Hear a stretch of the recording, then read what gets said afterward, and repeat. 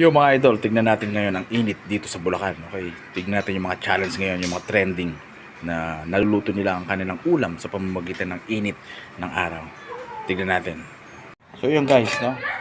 Meron tayong bigas rito. Tignan natin. Isasalang lang natin sa araw. Isasalang natin sa araw.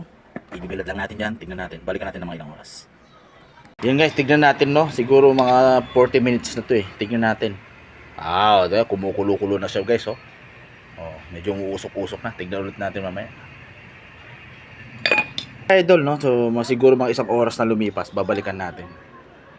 Puchang, legit! Legit siya, idol. Lutong-luto, oh. Yan, so next naman mga idol. Piprito naman tayo. Bibilad muna natin to. Siguro mga 15 minutes. Yan guys, no? Tignan natin, siguro mga halos isang oras to.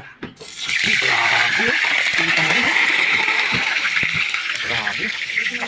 Sobrang init yan guys, oh. Oh. Grabe, kumukulo talaga. Nakakainis. So, tignan natin. Init guys, oh. So yun mga idol, no, isasalang ko ulit sa araw. Para sabihin nilang naluto natin sa araw. Yan. Yan, tas uulitin ko ulit. So ito idol, no. So siguro mga isang oras na lumipas, babalikan natin. Puchang, legit. Legit siya idol. Lutong-luto, oh.